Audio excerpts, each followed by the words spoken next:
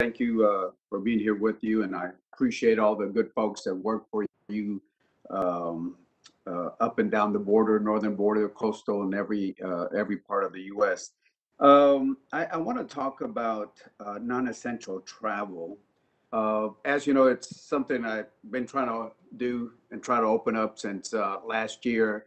Under the former commissioner, Mark Morgan, we almost had something worked out where we could have a face in, depending on the health of the communities, and CBP and the local communities will decide how to open the borders in a safe way. We're in a much better situation than we were last year. As you know, vaccinations and cases in my hometown Laredo and the Valley are extremely low and all that. My problem are contradictions that we have, and I'm not blaming you, but we let undocumented aliens into the U.S. and there's no health issue. We talk about bringing in legal Mexican visa holders that before the pandemic were spending over $19 billion for our restaurants, hotels, small businesses, not only the border, but I mean, it's California, Texas, Colorado, and all over that. But there's a health issue on that. They say it's a health issue, according to the secretary. When you let a rich Mexican fly in, they can fly in and it's not a health issue. You let a poor Mexican that wants to come over and spend 15, 20 bucks or see a family member on the US side, it's a health issue. So there's a lot of contradictions. In my area along the border, there are some businesses that depend on 40, 50, maybe even percent more on Mexican shoppers.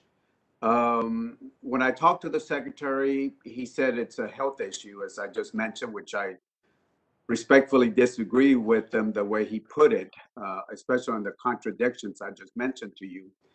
So I talked to CDC. CDC basically, well, the secretary said, talk to CDC. It's a health issue. I talked to CDC.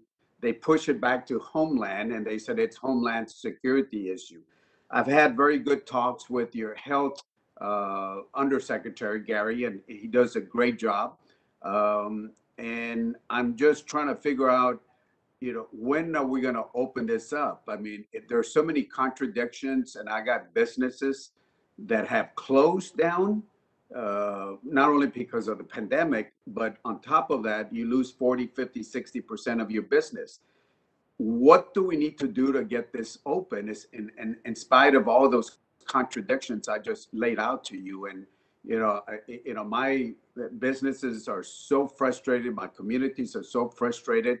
I mean, I assume we're going to open up one of these days, but I'm just trying to see if we can expedite this in a safe way. And I, want to follow up with you after this call, if you don't mind, after this hearing, should I say. Uh, Congressman, thank you so much. And first of all, thank you for recognizing the heroic work that the men and women of CBP continue to do under unprecedented times, under the most difficult situations. First and foremost, as you know, from the background of my career, I grew up in small communities on the northern border, and I understand the economic impact that this is having on the small communities and the communities on the southwest border.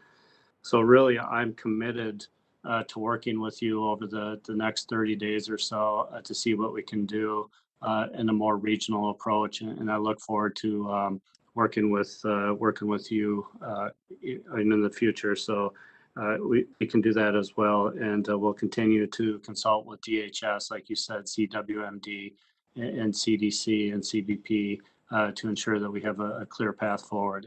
And I thank you for the question.